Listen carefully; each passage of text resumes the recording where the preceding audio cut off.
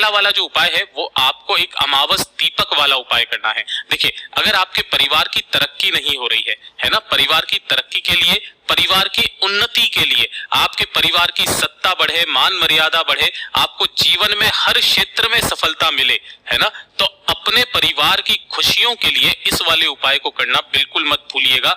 जो भी अमावस्या आ जाए ना, उसी अमावस्या के दिन आपको ये उपाय करना है। देखिए, आपको इस तरीके से एक दीपक तैयार करना है। दीपक का एक नियम है कि आप चाहे मिट्टी का लो चाहे आटे का, कोई दिक्कत नहीं है, लेकिन जो इसके अंदर आपको बाती लगाओगे ना, वो लगाओगे लंबी बाती, है ना। पहला तो काम ये करना है, लंबी बाती लेनी है। और दूसरा, इसके अंदर आप क्या भरोगे, कुछ भी आप भर देते थे, लेकिन गलती मत करना क्योंकि ये पितरों के नाम का दीपक है। अगर आप घी भर रहे हो तो घी केवल गाय का हो तो ही भरना, वरना आप सरसों के तेल का या तिल के तेल का भी दीपक लगा सकते हो, कोई दिक्कत नहीं है। लेकिन भैंस का घी आपको गलती से भी काम में नहीं लेना है, इस चीज का ध्यान रखना है। इस एक दीपक को अमावस्या के दिन, जो भी शाम के बाद, है ना, शाम के बाद, चाहो रात्रि को कर लो, लेकिन शाम के बाद जब सूरज ढल जाए उसके बाद में आपको ये उपाय करना है। इस एक दीपक को लेकर के, अगर आपके आसपास में कोई भी कुआं है, अगर आपके आसपास में कोई भी कुआं है ना, कोई बावड़ी, कोई सरोवर, कोई तालाब, कोई नदी, तालाब, कुआं, बावड़ी, सरोवर, कुछ भी है आपके आप पास, वहां चले जाइए। अगर ये भी नहीं है तो पूज्य गुरुजी ने 3 वृक्षों का पालन बताया जो हमारे पितरों के तुल्य होते हैं।